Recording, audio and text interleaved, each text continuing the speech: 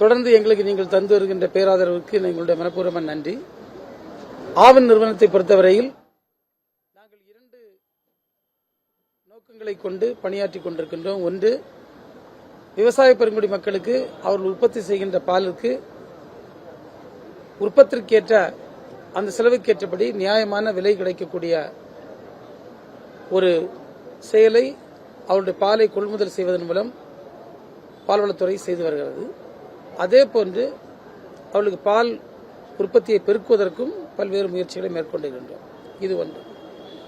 இரண்டாவது, தமிழகம் முழுவதும் இருக்கக்கூடிய நம்முடைய வாடிக்கையாளர்கள் பொதுமக்கள் அவர்களுக்கு நியாயமான விலையில் தரமான பொருட்கள் கிடைப்பதை உறுதி செய்கின்ற பணி ஆகிய இரண்டையும் இலக்காக கொண்டு நாங்கள் பணியாற்றிக் கொண்டிருக்கின்றோம். ஒரு 10,000க்கு மேற்பட்ட ஏஜென்ட்ஸ் ஒவ்வொரு பகுதிகளிலும் நம்முடைய பொருட்களை சந்தைப்படுத்துவதற்கு பால் மற்றும் உபப்பொருட்களை சந்தைப்படுத்துவதற்கு ஏற்கனவே நியமிக்கப்பட்டு செயல்பட்டுக் கொண்டிருக்கின்றார்கள். இப்போது அதை மேலும் உயர்த்துவதற்கு மிக கடினமான முயற்சிகளை மேற்கொண்டு வருகின்றோம்.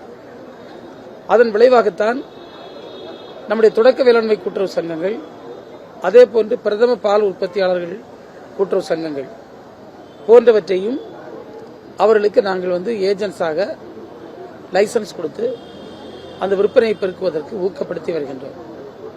இன்னும் வேலையில்லாத இளைஞர்கள் போன்றவர்கள், அது போன்ற பெண்கள்,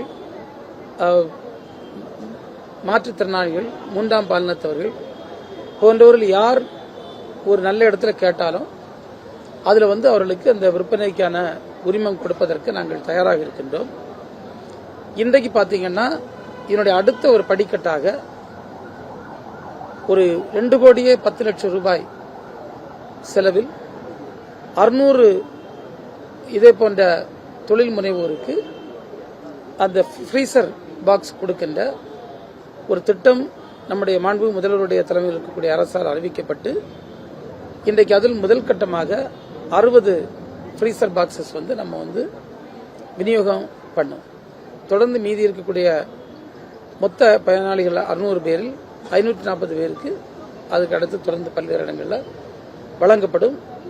இவை நிச்சயமாக அவனுடைய பால் உற்பத்தி விற்பனையை பெருக்கும் என்று நாங்கள் திட்டமிட்டுத்தான் இந்த பணியை செய்கின்றோம்.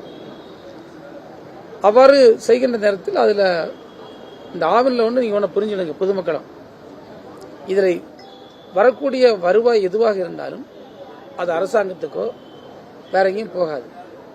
அது திரும்ப விவசாய பெருங்குடி மக்களுக்கு போனஸாக, இன்சென்டிவாக அப்படிதான் போகும்.